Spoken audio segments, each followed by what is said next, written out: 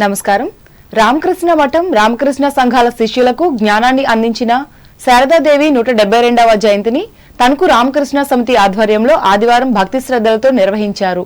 ఇందులో భాగంగా విశేష పూజ హోమాలను నిర్వహించి అంజలి ఘటించారు.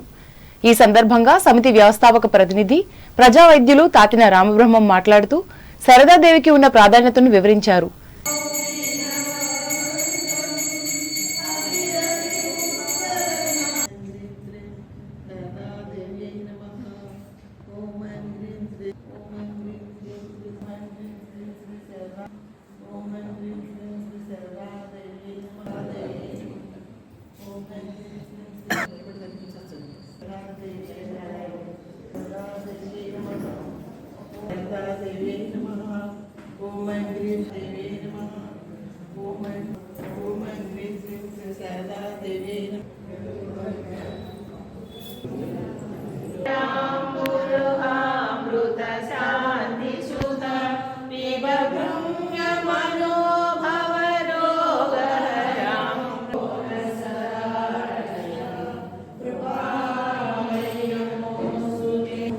అమ్మ అనగానే రామకృష్ణ మిషన్ స్వాములందరికీ కూడా బాగా కళ్ళు చెబుతున్నట్టు మాట్లాడేవారు పాత స్వాములందరూ కూడా. అది ఆవిడ అందరికీ వండిపెట్టి ఆ క్యాస్ట్ ఈ క్యాస్ట్ ఈ మతం అనుకుంటా ఆవులు ఆవిడే తీసి శుభ్రం చేసి పెట్టారు. బ్రాహ్మణ కుటుంబం సనాతన బ్రాహ్మణ కుటుంబంలో పుట్టినప్పటికీ కూడా ఏ మతాన్ని ఇంకైనా సరే సమానంగా చూసినవాడు ఎప్పుడు ధ్యానం చేస్తుండేది. అమ్మాయిని వెతికమ్మ ఇంకా ధ్యానం చేస్తూ ఉంటే నా బిడ్డలకి ధ్యానం అంటే గుర్తుండట్లేదు, జపం చేయట్లేదు నా బిడ్డలు అందరూ. వాళ్ళందరి తరఫున కోట్లు నేనే జపం చేస్తున్నానని చెప్తుంది. మనశ్శాంతి ఉండాలంటే నీకు ఎదరవాళ్ళు తప్పులు ఎన్నకు వాళ్ళు తప్పు చేస్తారు వీళ్ళు తప్పు చేస్తారన్నది కాదు. మనం కరెక్ట్ చేసుకోవాలి. మనం ఉద్ధరించుకుంటే చాలు. ఎవరిని మనం ఉద్ధరించలేము, మార్చలేము సొసైటీలో అన్నది ఆవిడ ముఖ్యమైనటువంటి. ఈ కార్యక్రమంలో కార్యదర్శి చిలుకూరి రామకృష్ణ, మహిళా కోఆర్డినేటర్ చిలుకూరి సుజాత, సభ్యులు ఎర్రమిల్లి ఇందిర, కార్యనిర్వాహకులు కోడూరు గిరీశ్వరరావులు పాల్గొన్నారు. తాడేపల్లిగూడెం మండలంలో రైతులకు మినుము సాగు లాభసాటిగా ఉంది. సార్వాకోతల అనంతరం ఈ ప్రాంతంలోని రైతాంగం మినుము పంట వేశారు. ప్రస్తుతం ఏపుగా పెరిగిన మొక్కలు కోసి వాటికి ఉన్న కాయల నుంచి గింజలను వేరు చేసేందుకు నూర్పిడి పనులు ముమ్మరంగా జరుగుతున్నాయి. విజయవాడ, గుంటూరు తదితర ప్రాంతాల నుంచి మినుము పంట మార్పిడి యంత్రాలు సుమారు 20 వరకు ఇక్కడకు వచ్చాయి. విజయనగరం, శ్రీకాకుళం ప్రాంతాల నుంచి కూలీలు వచ్చి పనులు చేస్తున్నారు. వాటర్ ట్యాంకర్లు మాదిరిగా ఉండే ఈ యంత్రాలను ట్రాక్టర్ ట్రక్కులపై ఉంచి ఇంజన్ సాయంతో ఆడిస్తున్నారు. దీంతో కాయల నుండి గింజలు వేరై మినుములు వస్తున్నాయి.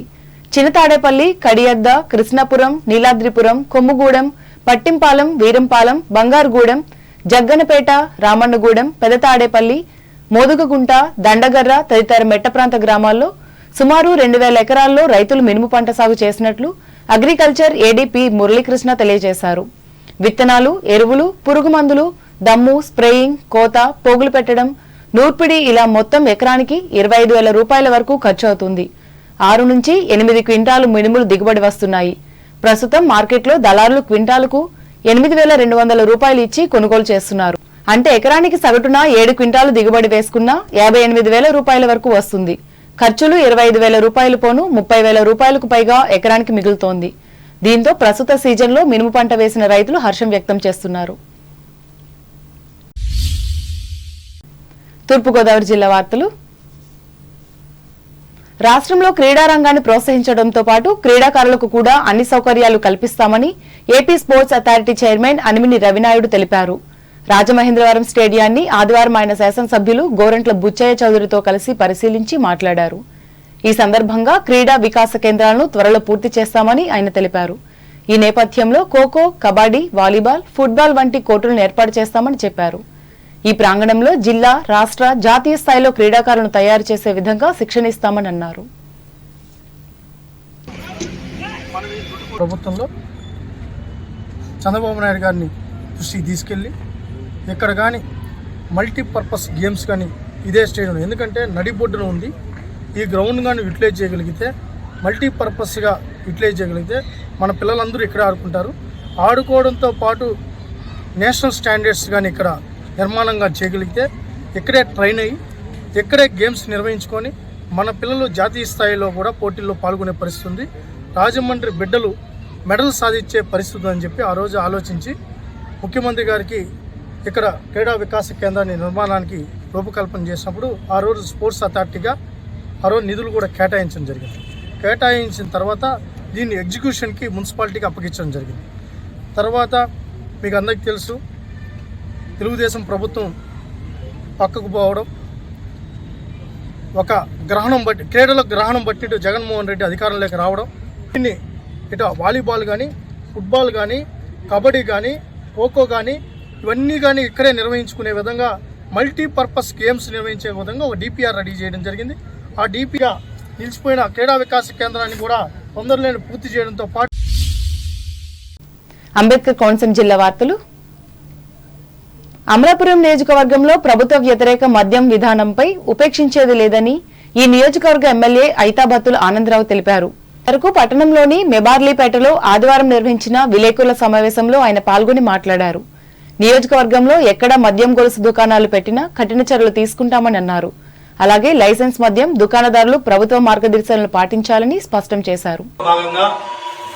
జిల్లా కేంద్రమైనటువంటి అమలాపురంలో కూడా ప్రభుత్వం పరంగా బెల్ట్ షాపుల రద్దు విషయంలో కానీ, అధిక ధరలు అమ్మటంలో కానీ, అలాగే షాపులు పెట్టే విషయంలో నిబంధనల విషయంలో కానీ అన్ని విషయాల్లో ప్రభుత్వం చెప్పిన విధంగా కూచా తప్పకుండా అమలాపురం అసెంబ్లీ నియోజకవర్గం అమలు చేయడానికి నా వంతు కృషి నేను చేస్తానని తెలియజేస్తున్నాను. అలాగే మద్యం షాపులకు సంబంధించి వాళ్ళ యొక్క పరిచయాలతో కానీ వీటితో కానీ ఎవరైనా పుకార్లు పెట్టినా ఎమ్మెల్యే గారు సంబంధించి పుకార్లు పెట్టిన నమ్మొద్దని కూడా ఈ సందర్భంగా మీడియా ద్వారా తెలియజేసుకుంటున్నాను. ఎందుకంటే నేను మద్యం విషయంలో నీతిగా నిజాయితీగా ముఖ్యమంత్రి గారు చెప్పిన విధంగా ఎలాంటి మద్యం సంబంధించి షాపుల విషయంలో ప్రభుత్వం ఏ నిర్ణయం తీసుకుంటే ఆ నిర్ణయం అమలు చేయడానికి సిద్ధంగా ఉన్నాం తప్ప మన ఉద్దేశమే మాకు లేదని తెలియజేసుకుంటూ ఎవరైనా చెడు ప్రసారం చేస్తే కూడా ఎవరైనా ఖండిస్తూ మరి ఈ రోజు నుంచి ఇంతవరకు నేను అభివృద్ధి తిరుగుతున్నాను. మద్యం సంగతి విషయంలో ఏం జరుగుతుందన్నది అధికారులు అడుగుతున్నాను. అధికారులు బెల్షాపులు లేవని చెప్తున్నారు, అలాగే అంతా బాగుందని చెప్తున్నారు. ఈ సమావేశంలో Amalapuram urban development authority chairman Alladu Swaminaidu, Telugu Desam party senior నాయకులు మెట్ల రమణబాబులు పాల్గొన్నారు. రావులపాలెం కాస్మోటిక్ రిక్రియేషన్ క్లబ్ లో జరుగుతున్న రాష్ట్ర కబడ్డీ పోటీలను రాష్ట్ర రవాణా క్రీడా శాఖ మంత్రి మండవల్లి రాంప్రసాద్ రెడ్డి ఆదివారం పరిశీలించారు. ఈ సందర్భంగా తెలుగుదేశం పార్టీ కార్యాలయాన్ని కూడా ఆయన సందర్శించి ఎమ్మెల్యే బండారు సత్యానందరావుతో చర్చించారు. ఈ కార్యక్రమంలో కూటమి నాయకులు ఆకుల రామకృష్ణ, కెవి సత్యనారాయణ రెడ్డిలు పాల్గొన్నారు.